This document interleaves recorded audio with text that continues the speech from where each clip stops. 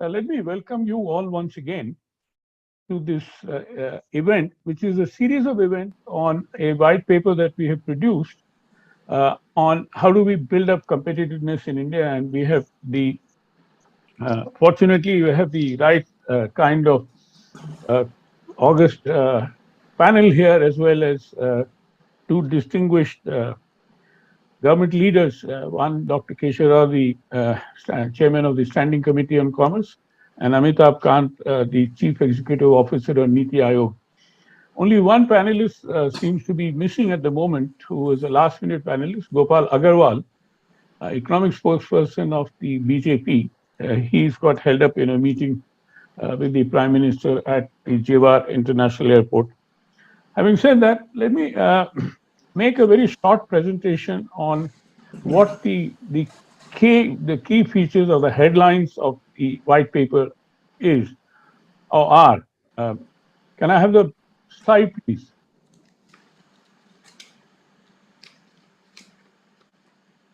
Thank you.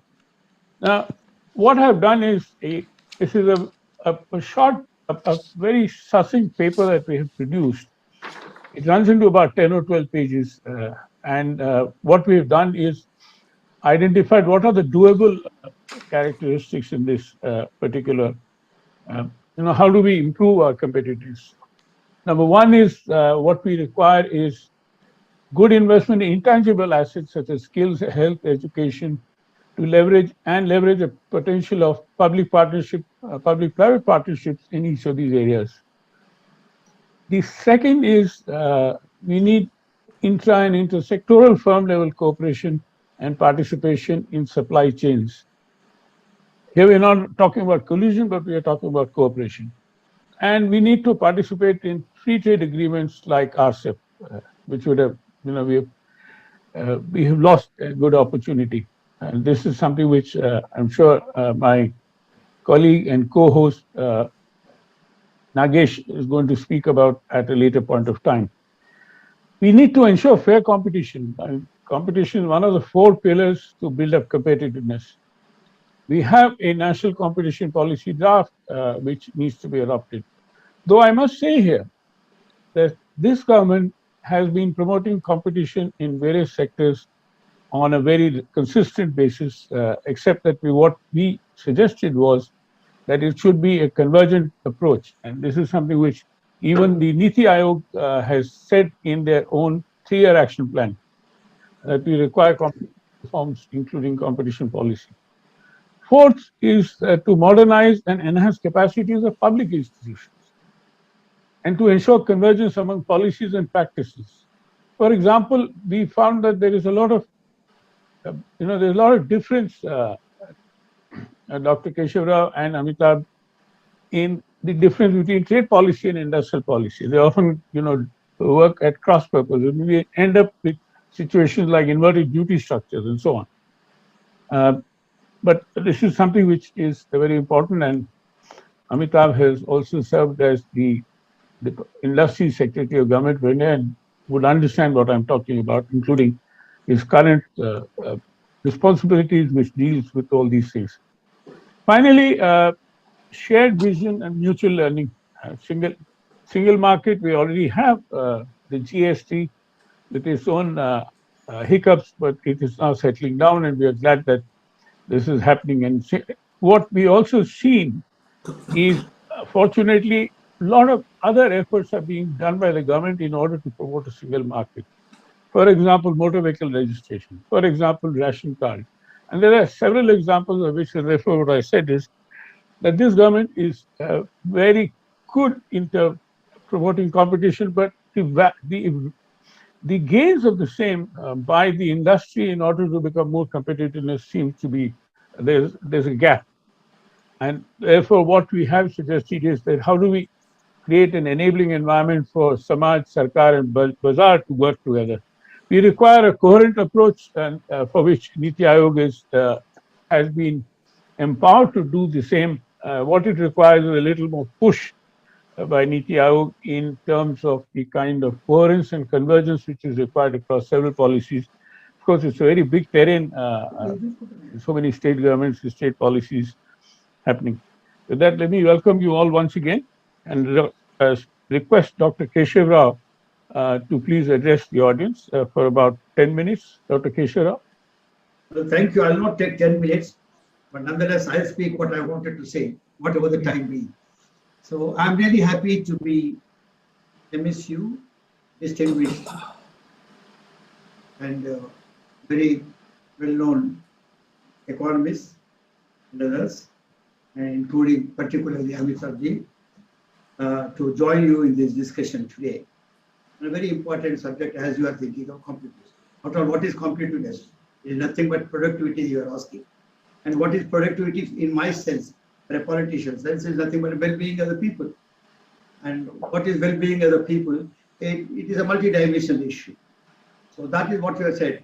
And I'm very happy, and I'm on the same page as your white paper is. So hence, if I were to speak more, it will only be repeating what perhaps the details of the paper said. Anyhow, a discussion on it must keep India's economic challenge as a backdrop. We have first poverty levels of inequality of incomes, which we must include in a discussion for when you are talking for inclusiveness.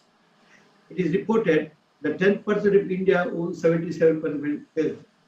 It will be said, but I'm just saying this to stress that from this background we need to look to the competitiveness. 60% of people of them own 4.7 of the wealth. Besides, COVID has affected the economy very severely. The average annual growth of 7% has contracted to 7% negative in these recent years. However, there is a happy note, as I see in my committees and also the reports. We are recovering, though we're still inadequate in our inclusiveness. So the stress should be on the inclusion rather than the competitiveness. We are doing well in the exports, we are doing well in the growth rate. All this be there, but inclusion is something which is still negative for us. One important indication of inadequate inclusion in India is that millions continue to live on the margins despite years of rising growth. As I have already pointed out, the harsh reality of living without safety nets and fell back into poverty when the pandemic struck.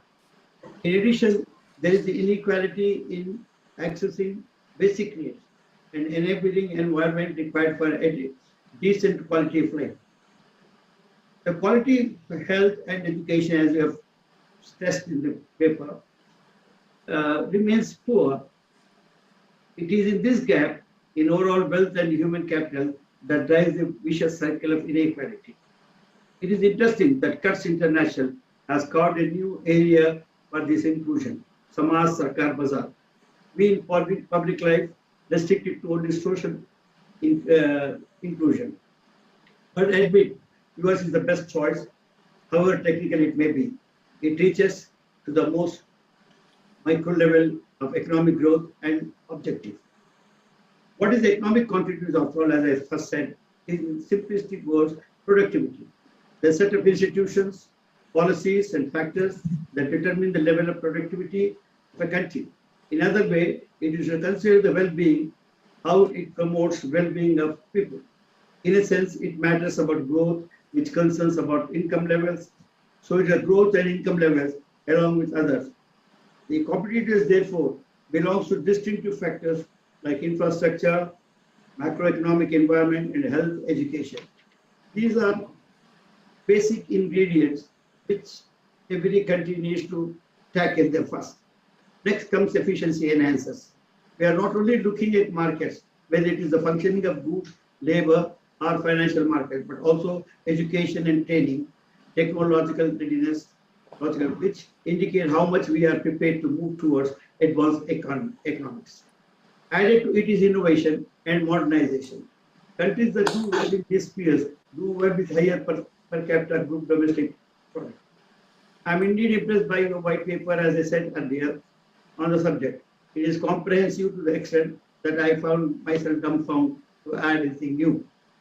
India finds itself in the 43rd rank of the World Competitiveness Index, prepared by Institute of Management Development, that examined the impact of dreaded COVID-19 on economics in 68 countries around the world this year. But the World Economic Forum pushed it at 68 in the list of 141. Among the BRICS nations, India is ranked second after China, which is at 16, followed by Russia at 45, Brazil 57, and South Africa 62, etc.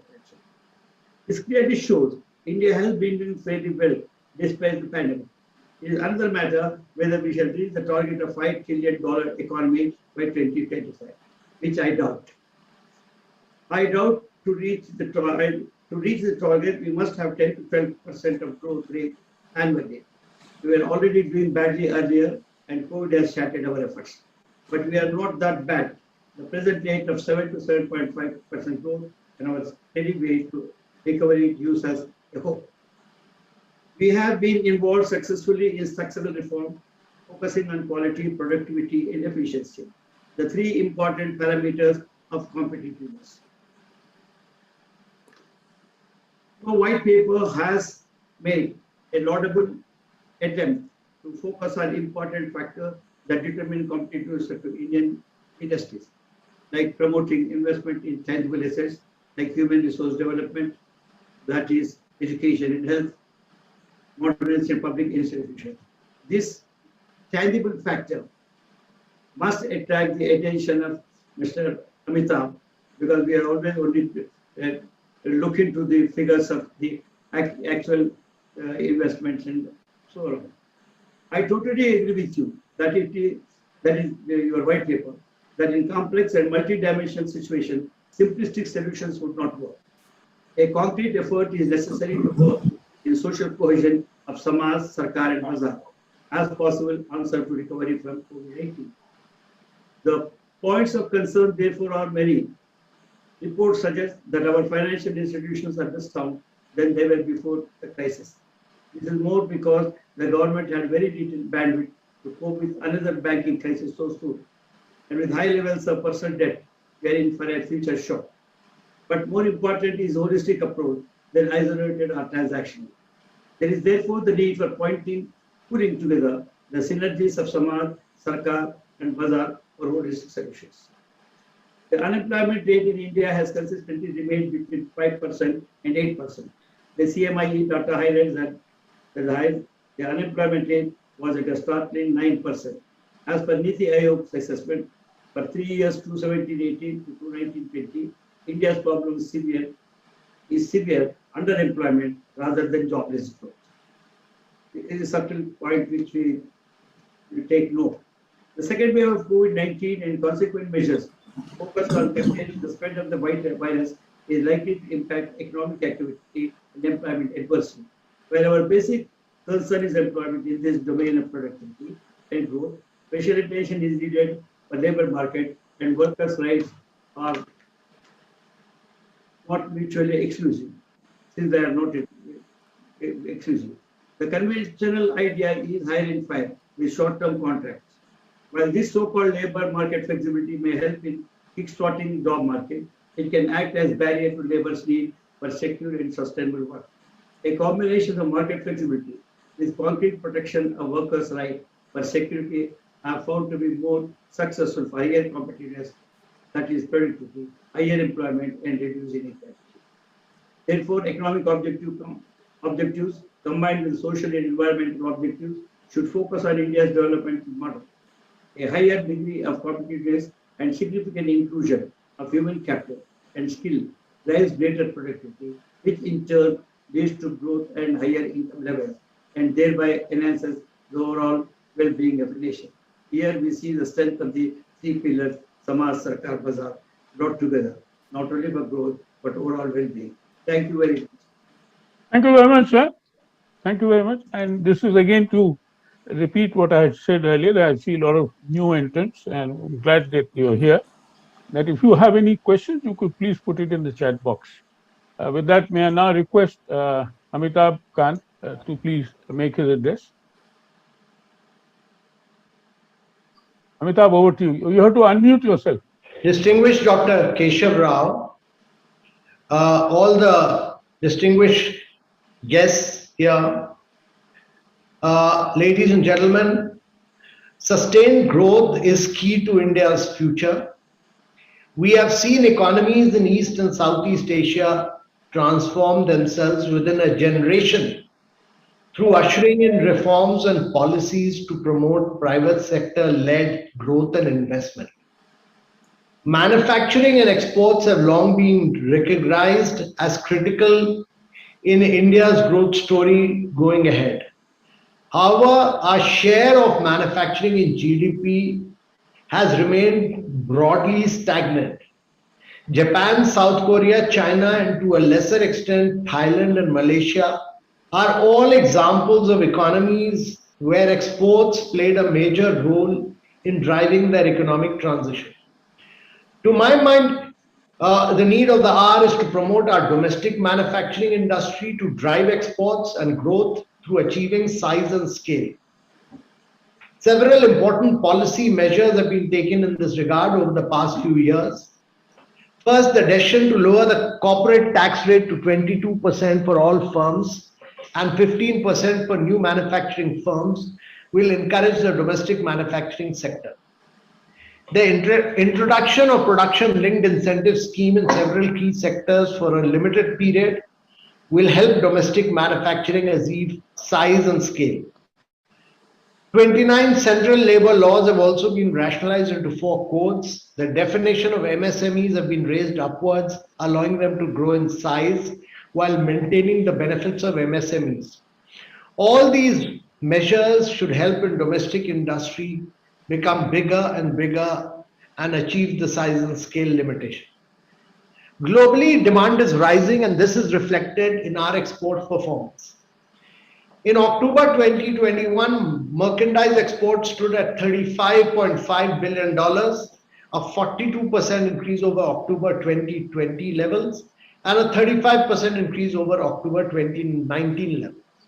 Bringing down the cost of logistics will be a crucial enabler of India's participation in global value chains, and getting into global value chains is critical, and therefore it's very, very critical that the cost of power, that is electricity, and the cost of logistics, that is transportation, is rapidly brought down. The huge government push towards infrastructure creation is also having positive multiplier effects on the economy. Over 100 lakh crores worth of investments in infrastructure have been planned to create a world-class multimodal transport network in India. The development experience of countries in Asia show that investments in health, education, nutrition, and skill development are probably just as necessary as economic reforms. In investments in physical and digital infrastructure, they are all critical, but to my mind, sustained growth over a long period of time requires investment in health, education, and nutrition, and skill development. India is an extremely robust digital ecosystem in the world, and we are known world over for our digital inclusion model. Digital infrastructure has now become indispensable for society. The next generation technologies such as AI, cloud computing, IoT, and blockchain, amongst others, are all based on a digital backbone. The disruption caused by COVID must be seized by our private sector to become globally competitive. We can never become a manufacturing and an exporting nation without being globally competitive. And without being globally competitive, we can never be an integral part of global supply chains. And how do we make ourselves globally competitive? By making every single Indian company go digital and go lean. This requires digital transformation of manufacturing, intelligent network of machines, and processes with IT and communication technology. This also requires the passion and energy of our companies to bring together Internet of Things, cloud computing, big data analytics, manufacturing, augmented reality, robotics, cybersecurity, and machine-to-machine communication to create digital factories of the future. The startup ecosystem is perhaps best placed to tackle the new normal that has been brought upon us by the pandemic. New solutions are needed to tackle a multitude of problems, and that will require the application of the brightest and the most innovative minds. Moving forward, we must strive to get into the sunrise sectors of growth, artificial intelligence, 5G technologies, genomics, connected mobility, green hydrogen, and advanced cell chemistry. We must leapfrog into these sectors of growth. These emerging areas of growth being navigated by entrepreneurs will catalyze economic growth, augmenting quality of life and raising ease of living. Climate change is one of the realities that we must develop adoption and mitigation strategies for. If we have to fulfill our vision of making Indian products globally competitive, and this is the time for us to establish a new identity of quality and reliability. The world is transiting towards green industries, and only those companies will attract capital and enhance their valuation which go digital and which go green. Today's definition of quality also includes carbon intensity. The world does not want high carbon products.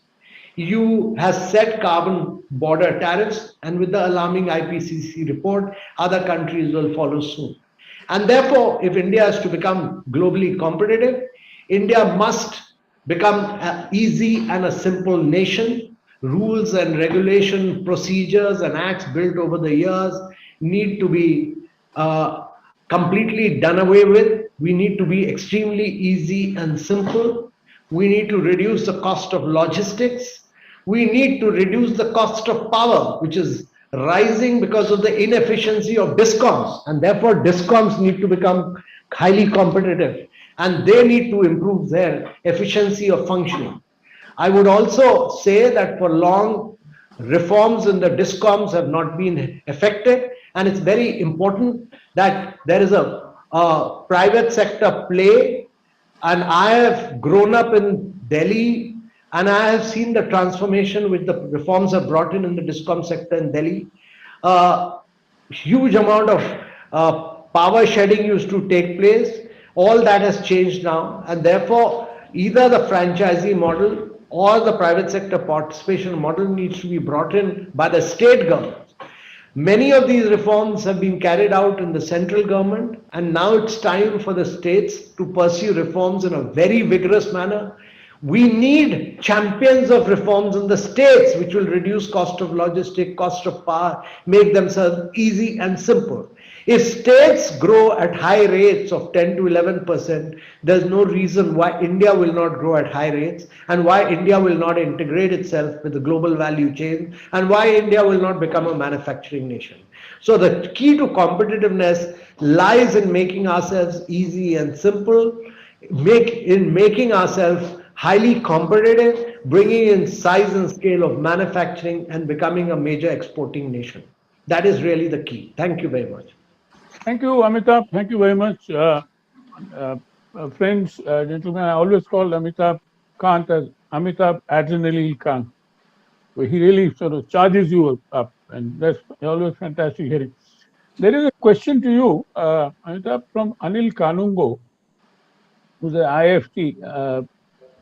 How PLI can establish global competitiveness in manufacturing? So PLI is for a very limited period of 5 years. The objective of the production linked incentive scheme is that the beneficiary, whoever is able to compete, is able to enhance the size and scale of his manufacturing. Very high targets have been put. So from the base level, every year he has to achieve almost a 15 to 20% growth in his turnover. And only when he achieves those targets, and he has to continue doing it year after year, year after year, year after year, year after year for the 5 years. And if he keeps doing it, that means he's made himself big in size and scale. Is basically a country of medium and small industries and a lot of micro companies. We have very few small companies. We have very few large companies. And therefore, the objective is, if you make large companies and you enable them to become large in the 5 years, then they will be able to penetrate global markets. And after 5 years, there's no need to support them. They would be working on the efficiencies of size and scale. That's the objective. Thank you very much, Amita. I would like to now invite Deep Kapuria, who's the chairman of the CII National Committee on Trade Policy, as well as runs a very big enterprise himself and a thinking businessman. So he segues into what this particular I raised this question particularly because I knew that Deep is going to speak after you. Over to you, Deep. Thank you so much. Shri Keshav Rao, MP, Rajya Sabha, Mr. Kant, CEO, Niti Aayog, Pradeep ji, my fellow panelists. I'll get right into it. Of course, I am accompanied by a very, very prominent panel.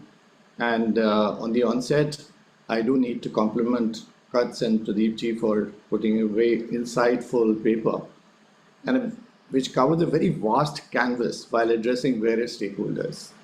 I do believe this has gone through an extensive consultative process as well. One looks at the paper and also tries to look at various ways that competitiveness is defined.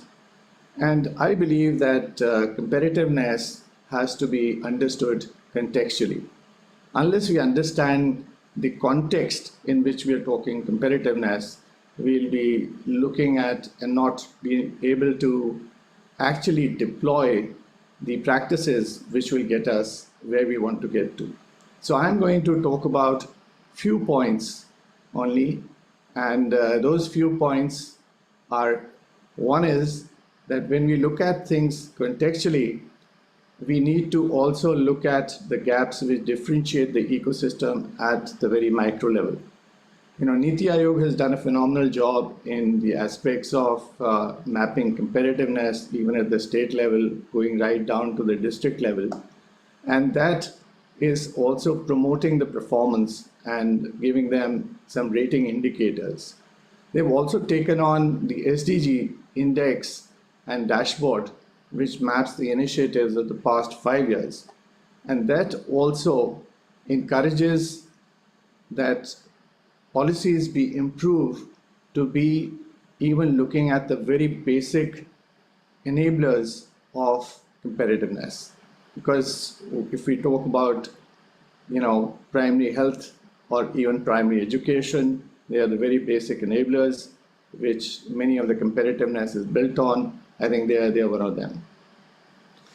The other thing contextually is when we look at companies within the four walls, and that is considered competitiveness at the sectorial level or at the firm level. We have seen that over time we have developed various practices at the firm level, and specifically, if I may say, at the auto component sector, which have, despite and in spite an enabling environment, have done well and actually are today a part of the global value chains. They implemented TPMs, TQMs, Lean, and now are in a process of actually implementing Industry 4.0 that Amitabh talked about. So the other thing is that competitiveness is always a moving target. If you're stationary and you are static, then you can never be competitive. And by that, I mean that whenever you're engaging with a globe, you need to look at the practices which are on. And if we look at, a bit of history, the dirty, dangerous, and demeaning processes were pushed to the developing nations. And we have come right out of it by just trying to look at how we can be competitive even with the developed world. And we have achieved a lot. But however, there is a huge kind of a divergence between various industries and sectors where we still need to get out of this mindset and get out of this arbitrage of just having an arbitrage of labor itself.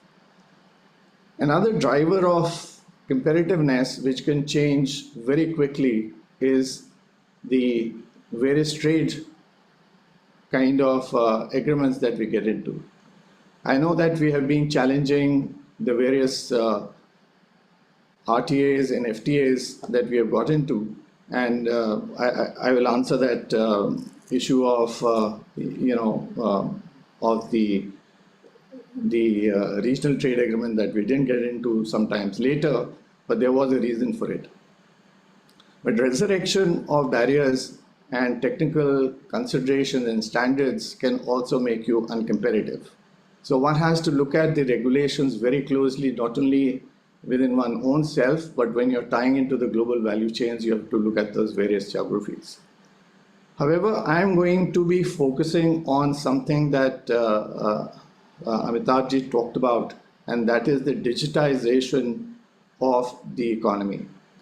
And being a part of the B20 over the many years, and even being a co-chair for digital transformation, I can tell you that unless we digitize at a very, very basic level to right up to the industry level, we shall be very quickly uncompetitive in the globe. And the issues that we have seen that as we are, that which was triggered by the pandemic, the deep recession, and we have seen that also historically pandemics have often indicated the beginning of a new chapter for mankind. And that could be very true for this contagion as well. And we are already witnessing a new normal where you don't have to have people accept the levels of technology, the digitization process, which was there 2 years back. Today, acceptance has gone very high, and I think that needs to be leveraged to say that can we use this as a competitive opportunity and a competitive advantage that we can build into all our, not only in our sectors, but also within our own country. So digitization becomes an imperative, which is actually, in fact, a great equalizer if we look at it. And it has huge potential of building inclusiveness in growth as well. In the post-pandemic era, we can look at a better tomorrow, not only revive our economy, but also build on to make it better so that we can look at the issues that and the risks that which were exposed during the pandemic are addressed. So the critical point becomes how does one as a policymaker or as a deployment in the government bridge the digital divide and make everyone inclusive in this aspect. There's a lot which is being done obviously by the government. I can tell you my own experience that the CoWIN app is today recognized as one of the best apps in the world. I mean, I was just amazed to see a paper in US when I visited just a few weeks back that their vaccination certificate is so poor and ours was so good. They were also amazed that how India has progressed in the digitization process. But obviously we need to do much more in terms of getting remote education, basic healthcare, and the vulnerable sections of society also included in the aspect of digitization. The human touch and being human-centric to the AI systems and basically to solve the societal challenges is the key. And that could be also looked at through the developmental goals which are there and which can raise billions of people out of poverty and actually put them on the same platform. This was done by when in the B20 when Japan was leading it, and they presented the paper on Society 5.0, and that too could be a kind of a model which can be looked at for our own deployment. Industry 4.0 and global value chains, and to tie into that, I think I can't stress more and more, and I totally kind of echo the voice of Mr. Kant in what he said. However, I do need to point out our regulatory mechanism and the regulations which we all would not like to have at times need to be there. However, our existing institutions and mechanisms and the model is still struggling to be effective to keep pace with the digitization process. In a new collaborative effort, institutions, drawings on experts of other sectors and various stakeholders need to come together and look at how we can be literally real time with our regulations and also look at resolving these issues so that they don't become impediments in becoming more competitive or even growth. Deep, would you like to wind up?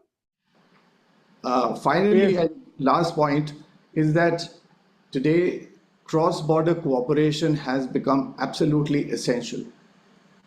We have seen that in development of vaccinations, etc. But unless we are tying up across borders and have cooperations and collaborations, we can never be competitive. Thank you.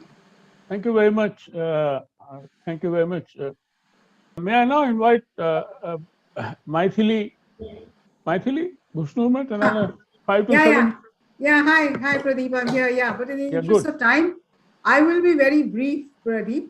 And I first must start by complimenting Cuts for drawing up this excellent blueprint. But I would like to call it more a wish list for an enabling environment for what you call Samaj, Sarkar, and Bazaar to work together. But as we've seen in the past, it's very difficult to arrive at a truly enabling environment in a democracy like India, where vote bank politics plays such a major role. Now, why do I say this? Why do I say this? Just look at the rationale of farm laws. The very rationale of farm laws was strongly justified on economic principles. There was no reason why it should not have gone through. This was something that has been debated, and contrary to what people would say, that this was not discussed. This was something that has been discussed for almost 2 decades, not just by this government, but by previous governments also. But what did we see? Subsequently, we saw even somebody, a so-called strongman like Mr. Modi, have to backtrack because of election politics. So I'm just saying that all that you put forth is very excellent. Nobody will dispute almost any of the suggestions that you put through, except that 1 or 2, I felt there were some contradictions which I'll point out. But apart from that, things like institutional development, spending on education, spending on health, these are things, Pradeep, I think nobody will dispute. I think you'll find it hard to find anybody who will contradict you on that.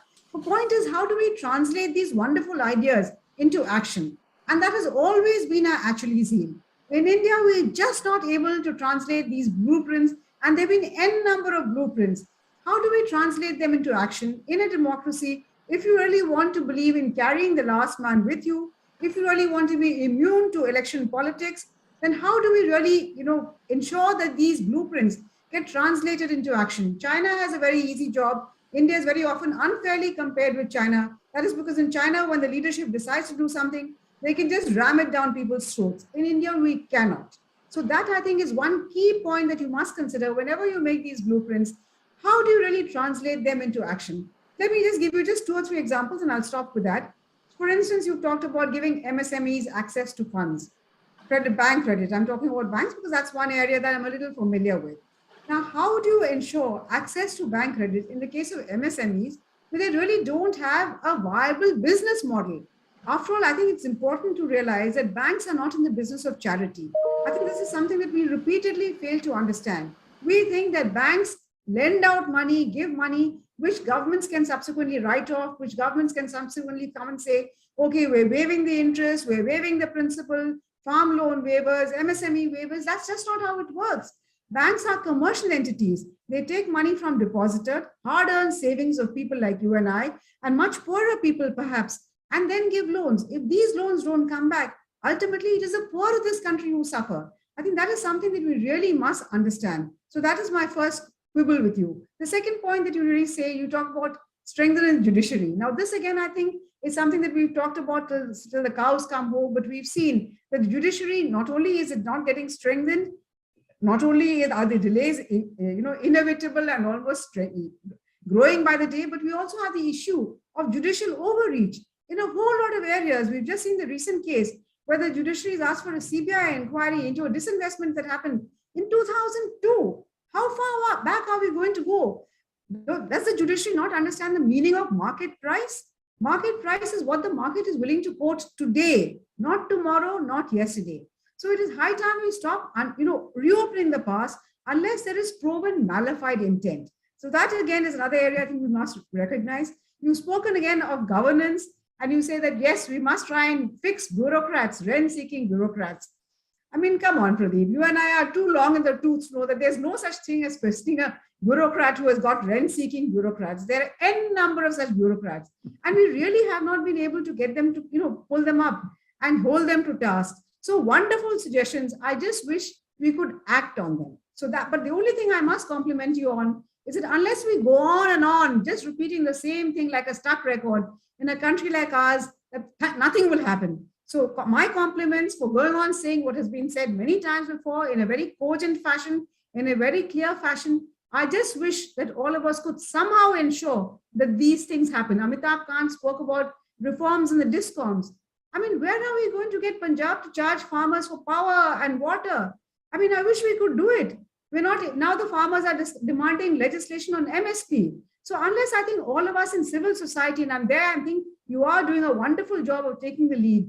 Civil society must raise its voice when vested interests try to ram down their agenda. So for this, let me end over here with my compliments for you to keep going at it again and again and again until someday all of us get it. Thank you, Pradeep. Thank you, Maithili. You answered what I would have answered you, that we continue to, we never give up, and you have to continue to build up the narrative. The moment the narrative stops, Maithili, the problem that I've seen, things can backslide.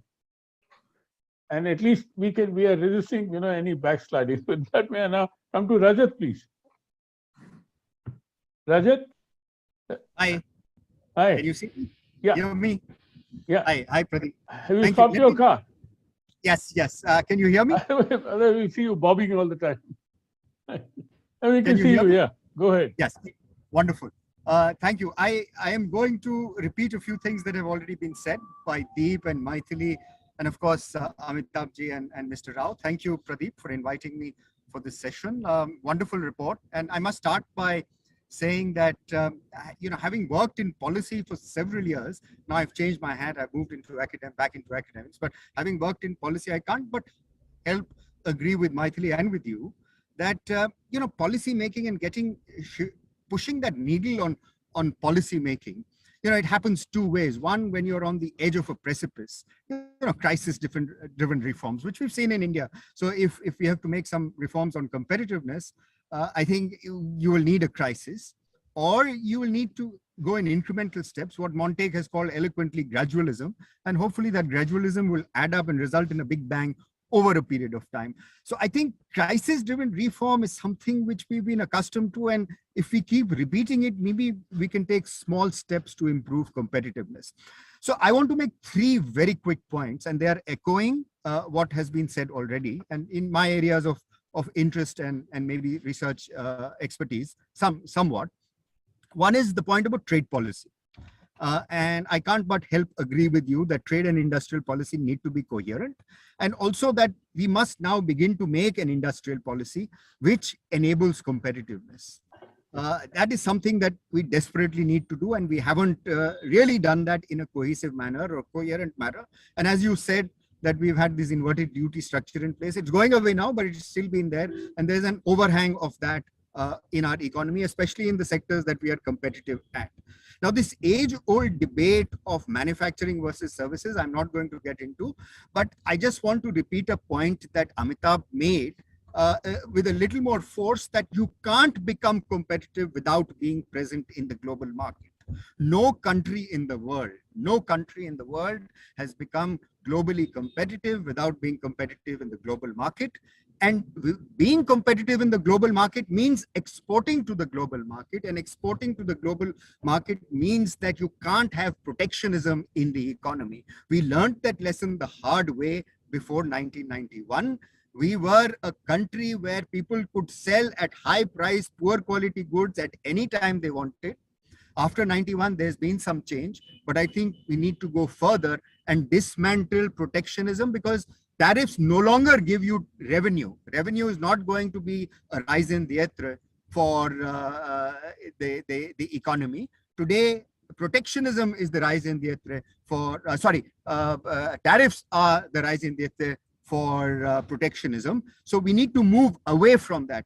I mean, you can enable domestic competitiveness or domestic firms other ways, not through protectionism, not through tariffs. And the way to do that is things that we've been doing, ease of doing business, etc. And that's the route we should pursue. And I strongly believe that we should get into regional trade agreements, even if we have not signed RCEP. I think we should, at the future, look at getting into RCEP, because that will be an instrument for competitiveness for us. And one last point, we have to get away from this obsession that India has at looking at bilateral tariff deficit or bilateral trade deficits as not wanting to engage with nations. No country can run a current account surplus with every country. You have to run with some countries, you'll have a surplus. With some countries, you'll have a deficit. Maybe you need to rework those trade agreements. Maybe we didn't negotiate them better. But don't blame the fact that we have a current account deficit that we are not able to penetrate that market. Maybe it's what you are saying. Maybe it's lack of competitiveness. So I think on trade policy, that's the route I would go. On the other point, and this is what Mr. Deep has said very well, and I want to reinforce that. One of the challenges of globalization, one of the challenges of greater integration with the rest of the economy has been inequality. And inequality has been a problem in both our models of growth, pre-91 and post-91. And I think digitization offers hope. Of course, taxation is an instrument that needs to be improved. Take from the rich, give to the poor, etc., etc.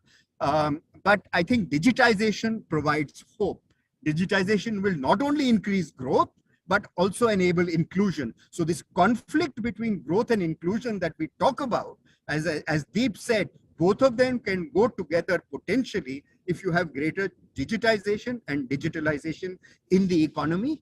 India used to serve the export market and will continue to serve the export market for digitalization and digitization. But I think NASSCOM reports also say that the potential for digitization and digitalization at home today is huge. So outsourcing within the country for digitalization offers great scope, especially what you said, Pradeep, about MSMEs and SMEs also. So there is a great challenge there. And of course, the Jan Dhan, the JAM, Trinity, all of that will provide incentives for greater integration of the unbanked into the system and therefore enable greater equality. I think inequality is something that we focus on, and inequality and jobs will go together. Greater jobs in manufacturing will mean hopefully lesser inequality. And I'm not an alarmist that we are going to lose jobs to the fourth industrial revolution. And that's a matter for another day, but I don't think that will happen. The last point I wish to make is about the social sector, something that Amartya Sen has been saying for several years, and Maithili just mentioned that, is that we don't invest enough in social sector, in education, etc. And I think we have to shift that and enable private sector also. But there is there are things where the private sector will not go. I mean, primary health centers in rural areas have to be run by governments. And I think the focus of health policy and systemic health policy in India should be to keep people out of hospitals. Private sector often gets people into hospitals, but you need to create these primary health centers, especially in the rural areas, and things that health policy people are working on is that get people out of hospitals, create a healthy labor force, a productive labor force, etc. The logic should be preventive rather than curative. And I think that's something we should focus on health. As we remake health policy, as we remake Ayushman Bharat as a result of the pandemic and look beyond, I think both education and health need to come to center stage.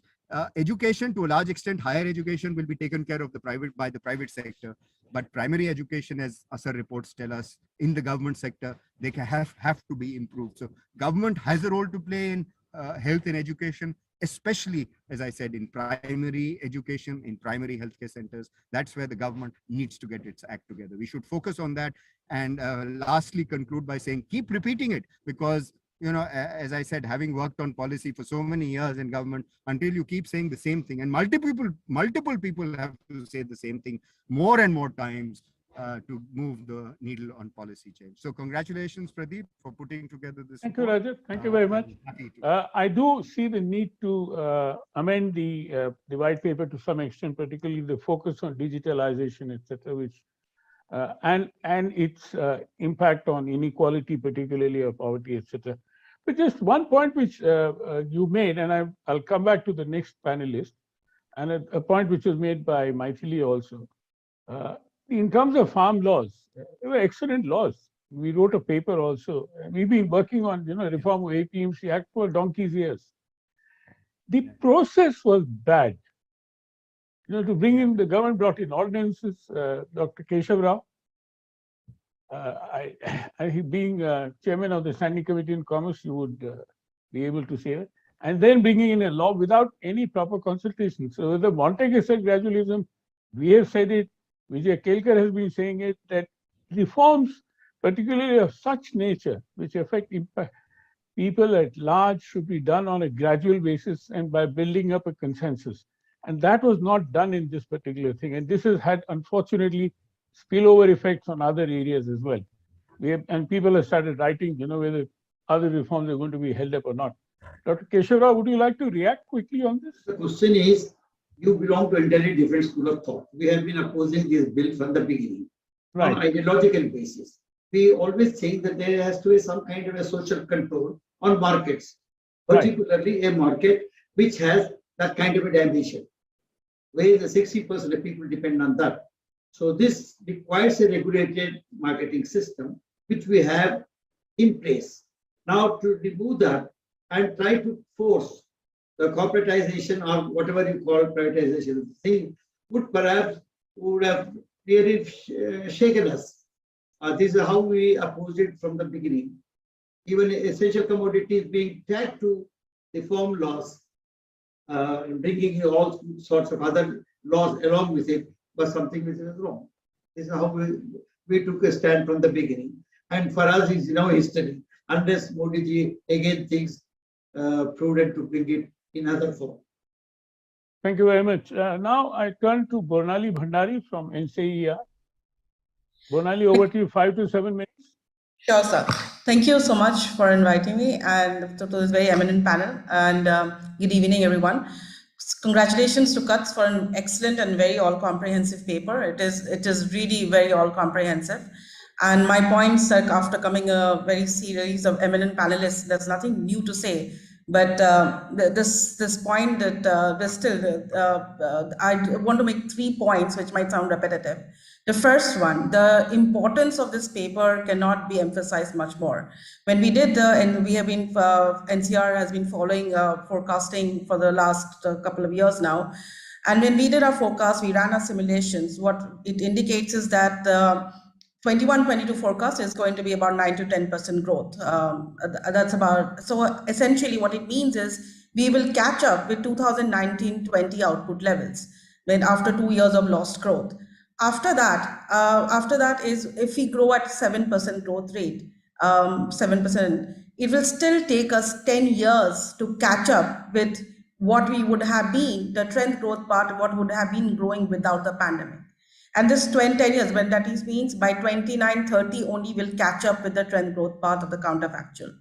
Which means this next 10 years are very critical for us because the demographic transition is, we will be reaching the peak around that point of time. After that, our dependency would be trending down. Dependency population, per share of dependency population would be going down. So this paper, the timing and the importance of this paper cannot be emphasized because we have to implement reforms if we want to catch up with what we have lost due to the pandemic. I mean, of course, the economy was even slowing down pre-pandemic, but that's the first point. So the timing and critical importance of this paper is very important. The second point I do want to add here is about technology. And I know that I'm coming after both Maithili and this thing. So NCR tracks firms, 500 to 600 firms around 6 major cities. And what we find is that firms, as Maithili said, firms are not taking credit. In the latest September one, firms were not taking credit, not because they thought the interest rates were too high or there were issues. Those exist. But the key reason they were not taking credit is because there's not enough demand. So demand reasons dominated the concern. So, and in the long term or the medium term, unless and until they have a business plan, firms will not take credit. And that's the key. That's very clearly that's coming out in our work too. But the important thing is in the medium to long run, the nature of it's not just particular technology, but it is the nature of technological change. The technology is changing fast. Unlike the 60s, unlike the Industrial Revolution, the industrial technology is changing fast, which means is that we need a very flexible and a responsive economy, which means that so I'm going to focus on two stakeholders, the firms essentially need to upgrade technology. The MSMEs specifically need to adopt technology. And what we find in a very simplistic way, we had asked firms over the last 1 year whether they were whether they were adopting the e-commerce platform to sell goods and services. Just in the last 1 year, from the pre-March 2020 period, the share of firms which adopted e-commerce platforms went up from 18% to 54% in September. So what we find, in June. So the share of firms are adopting technology is going up, but we don't yet know the black box. So the technology is very important. Firms need to adopt it, especially MSMEs need to be encouraged to adopt technology in all kinds, inventory planning, human resources, selling and buying goods and services. A lot of B2B platforms also they're adopting. On the other hand, when we talk about the skilled workforce, the workforce itself, my previous panelist talked about the fourth industrial revolution, IR. So here again, we need to, when we talk about fourth industrial revolution, we need different types of skills. It's not just enough to focus on vocational skills. You need cognitive skills, advanced cognitive skills, and you need socio-emotional skills, collaborative, teamwork, anger management, and so on and so forth. So those issues become important, and that comes down to the point that Dr. Kathuria was making, that the ASA reports talk about the improving the quality of school, the learning, but it's also bigger than that, that we need to improve the quality of schools, quality of education, along with opening up the vocational training as a third option. So it's not just enough to teach about reading and writing, but we also need to learn about lifelong learning, because the technology is changing so rapidly that the workforce needs to adapt, that it's not about lifetime employment, but lifelong learning. So we need to be able to reskill and upskill, not only skill the new entrants, but reskill and upskill our workforce. So skilling is very, very important, and it goes along with education. And we need to look at skills in a more all-comprehensive fashion.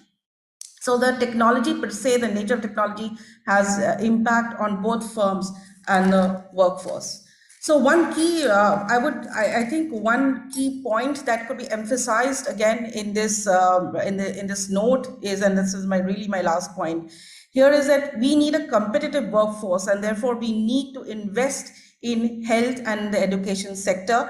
We need to scale up investment in health and education. Education, of course, much has been said, much has been done, and much more needs to be done, especially after the 2 years that we have lost. And health, of course, there's been a lot of investment in health because of the pandemic. How do we scale it up and sustain it and reduce the burden on this thing becomes very, very important. And on inequality, though it's now quite old, but my dissertation happened to be on foreign direct investment in income inequality. And I remember a line by Dr. Bhagwati in his book, In Defense of Globalization. He said that it's not important, it's not that foreign direct investment or external investment causes inequality, it is the domestic factors.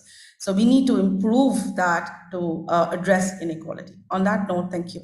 Thank you very much. And with that, we segue right into Dr. Bhagwati's former student, Rajiv Lal. Rajiv, over to you. Thank you, Pradeep. Thank you for inviting me, and good evening to fellow panelists, Sri Keshav Raoji and other participants. Coming late in the sequence is challenging, but I will try my best to enrich further the conversation that is already rich with insight. So let me start. I have basically 4 points to make. My first point is that I don't think that it is enough anymore to keep repeating the same message. So as valuable as it is to keep repeating, throwing the book, at the public discourse in terms of the textbook kind of trajectory that we need to follow.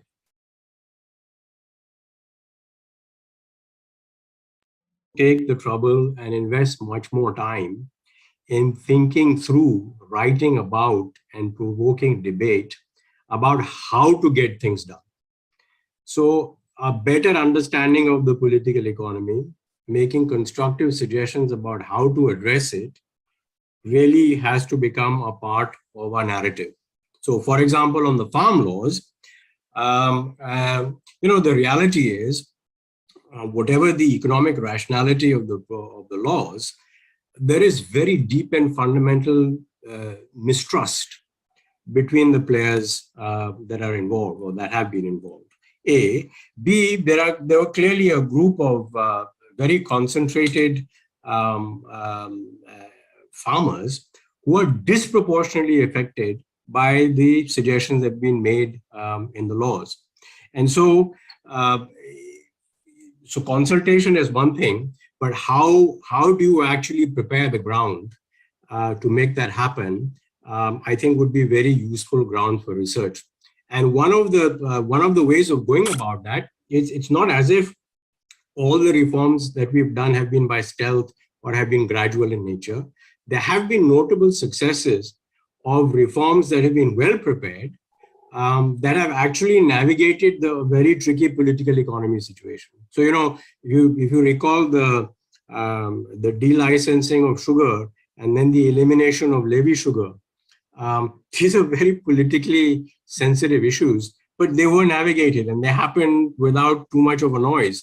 So maybe shining the light on those kinds of examples, learning from them, would be an important body of work for us to do. That's the first point.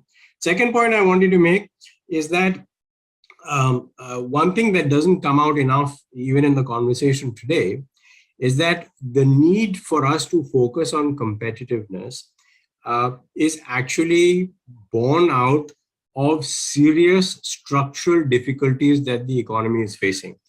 The impression that people have that this is a temporary cyclical low, investment will pick up. If we just invest a little more, we do a little bit of that, a little bit of this, the economy will be back onto a 7-8% trajectory. That is just not the case.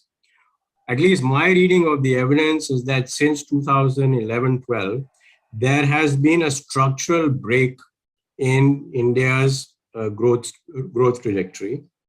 And our structural transformation is actually quite vitiated. So I think Bonali was mentioning lack of demand as one of the reasons why firms are not investing. This is a very important point. There is sluggish demand because of the nature of our transformation, which I say is vitiated. The people that are getting displaced from low productivity agriculture are going into low productivity services and in the informal sector. And therefore, their wages are not rising fast enough. There is not sufficient domestic demand, therefore, to create a sustainable growth dynamic. So this is a very deep-rooted structural problem, and we need to understand that. Third point I wanted to make is that I'm not at all as sanguine as Rajat seemed to be about the implications of the fourth industrial revolution. So while I 100% believe that digitization offers new and imaginative possibilities for connecting micro enterprises to the rest of the world and the formal economy, and therefore for inclusion, et cetera, all the things that Amitabh Kant was talking about, whether it's genomics, artificial intelligence, the Internet of Things, this, that, and the other, all this requires a really sea change in the skill set for India to become globally competitive. So I think that there is a challenge and a conflict between our need, and it's a need, we must have it, to be globally competitive and to remain inclusive. So I hate to sound a little pessimistic about this, but my own view is that since being globally competitive is strategically and vitally important for us for a variety of reasons, it is inevitable that there will be growing pressures domestically that make our economy more unequal. And therefore, preparing for that, not only through a more effective new welfareism, but also through effective investment in skilling and education becomes that much more important. So skilling and education is not just important for competitiveness, it is vital for social stability and cohesion. And that brings me to my fourth point, which is that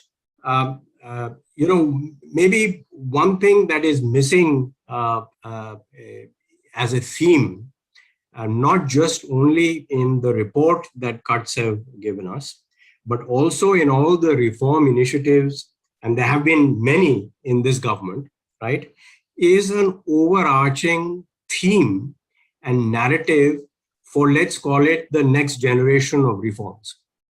Right? When you look at the specific recommendations that the cuts report, the white paper makes, I count at least 5, if not 6 out of the 8 as comprising what I'd called soft reforms.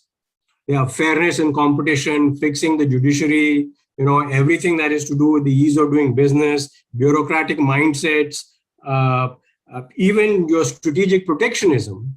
For it to work, it requires a degree of sophistication that I'm not sure our bureaucratic establishment currently possesses. Long and short of it is what I'm saying is that the one connecting and overarching theme for the next generation of reforms is really a repositioning, a bolstering of capacity and capability of the state itself. So we have to recognize this as, and this is very hard to do, and it's going to take not a few years, it's going to take a generation to get it done. So if we are able to think about it in a thematic way, this is all that we have to do to actually execute on the various concrete ideas that have been put on the table for improving competitiveness. I think the better it would be. Just to give an example to make this clear, it is one thing to say that we need investments in education and in health. And as Maithili said, we really need to know how are we going to make it happen so that we are not just throwing money, but we are actually creating outcomes that work for people. And that requires a degree of state capability that we haven't in the past shown that we have. And unless we build that systematically and develop that, we will not be able to very easily navigate this transition. Thank you, Rajiv. Thank you very much. Dr. Keshav Rao, are you there? Dr. Keshav Rao? Well, he sent me a note saying that he wanted to leave, and if there was any question, but then I suppose he has left. With that, I would like to open the floor, Nagesh, to the panelists if they have any last-minute thoughts to make before I turn it over to you. We have about 6 minutes left, so about a minute to two to each. Deep, any last-minute thoughts or any reactions to some of the other panelists' points? I've been listening with close attention to all the panelists and whatever has been said. I do believe that we have a lot of potential as far as industry goes in terms of being competitive within the four walls of our own companies. And we have shown that. We have shown the deployment. I mean, people may be slightly pessimistic about it, but we have actually demonstrated that there are pockets of excellence which are there in companies. We have a robotic company, we have which competes with the best of the best. Today we have a ADAS system which is on Bharat Benz, accepted by a German company. So there are startups which are emerging out of second-tier cities just because there is a digital platform available. So we need to be also more, I think, in our self-image, more positive. I think that's Yeah, a single point. very good point, sir. Thank you very much. Does anybody else have any thoughts? Maithili, Rajat? Okay, then let me turn over the. I could just ask you one thing in your paper, which I was a little intrigued. You Right, talk about increasing export competitiveness, increasing the share of exports, and you right. also advocate strengthening of the exchange value, in fact, advocate appreciation of the rupee. Isn't that Yeah. contrary No, to no, what no, you no, said? no, no, no, no, no. If you notice carefully, the language is to fix the value of the rupee. It doesn't talk about appreciation, but we don't want to use the word depreciation also. Okay. And this point has come particularly from Ajay Shankar in one of our webinars earlier. That look, we continue to artificially keep our. Now, with that, let me now turn to Nagesh, my collaborator and partner for this particular event. I'm so happy that ISID has agreed to uh, partner with us in this particular event. And in fact, one of the points which was made by several is particularly Rajiv, that we need to develop some action plans in the sense that, how do we go about implementation, or at least implementation strategies. With CII's help, I think we should take it forward. ISID cuts and CII and Niti Aayog too. I mean, I'm sure Amitabh would be very happy, and so would Rajiv be happy to work with us in this particular area. With that, Nagesh, over to you. Thank you, Pradeep. It was wonderful listening to all of the very eminent panelists. I think it is very, you have asked me to summarize all the discussion. It's nearly impossible to bring what was a very rich discussion, into some coherent narrative so quickly. What I will do is to just confine myself to a few bullet points which have sort of been resonating across the remarks of all the key speakers here. So I think what came out is this emphasis on the competitiveness, because without competitiveness, we can't really go forward very far, and that is linked to productivity, and that is linked to well-being. So this, is wholesome and big picture view, which actually was articulated very well by Dr. Rao himself. So emphasis on well-being as a starting point for productivity, and then to leading to competitiveness, and that driving growth is something which has resonated through many remarks over the this webinar. Then for competitiveness, many things have been pointed out which drive competitiveness, and Mr. Kant focused on the need to get size and scale, and what is being done to get that. And of course, besides size and scale, the logistics, the infrastructure constraints, the power, prices, and all that is critical.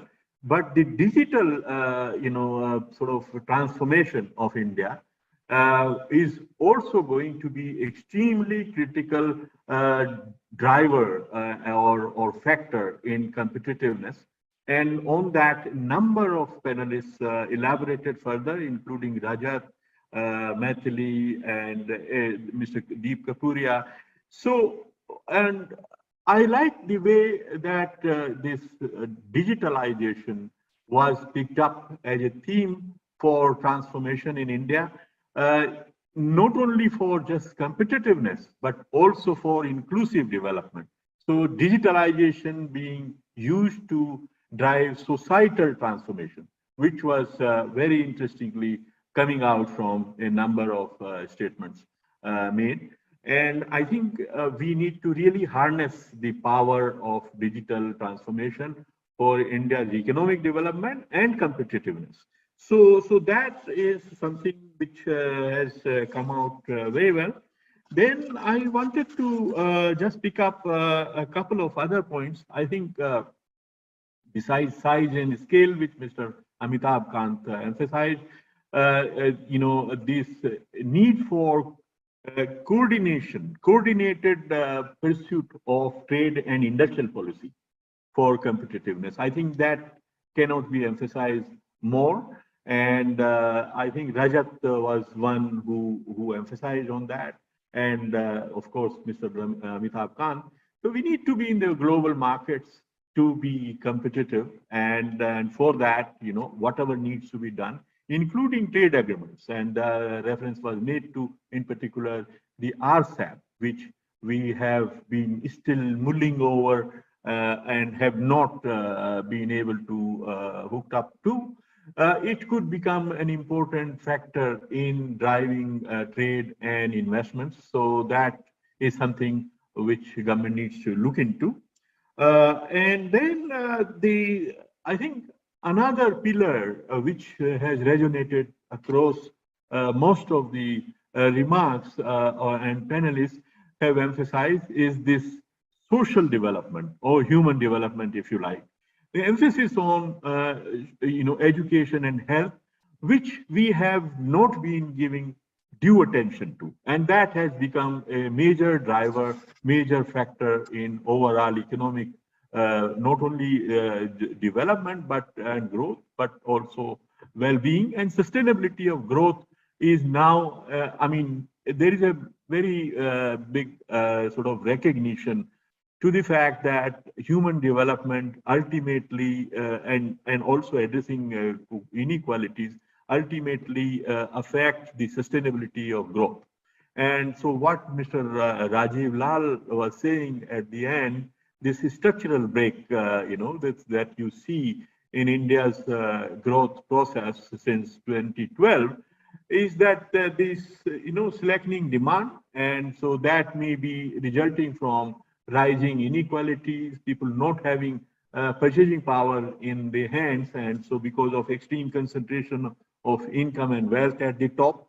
So that is one. And then investing adequately in human development, whether it is health and education. And there, I think the difference needs to be made on the parts or segments of education and health that will not be taken up by private sector, especially primary health, centers, for instance, or primary education. And there we need to focus on the outcomes. We need to have the quality besides quantity. So not only that everyone is covered, leaving no one behind, as the Sustainable Development Goals argue, but also everyone gets a similar kind of quality of access. So unless we do that, we are not going to have sustained growth and well-being. And then I think the other point which Mithili drove home was this reality check. Then there are limits to reforms, howsoever they may be well crafted. They have limitations because of our democratic system. And in that context, Mr. Rajiv Lal mentioned about not only it is enough to keep on hammering the point, but also demonstrate the way how to get there. And so building a kind of a right framework and narrative, as he said, for reforms to take hold and be convincing to people. So I think this was broadly, the kind of bulleted list of things which came out. But I must compliment you, Pradeep, for not only putting up a very good paper, but also bringing together all the right people to talk about it. And this dialogue, this afternoon, I thoroughly enjoyed. So thank you very much. And over to you. You are muted. You are muted, Pradeep. Well, Yes. let me also thank all on behalf of ISID and CUTS for this webinar. And some of the points which have been made would help us to refine the paper, which we would, and particularly in terms of what we have always stressed upon in our own work was implementability. How can we show that, this is implementable, and can we do some kind of pilot somewhere? And with that, as I said, I'd be happy that if we can work together with all you, including ISID and CII, in taking this movement forward, taking this campaign forward. Thank you very much.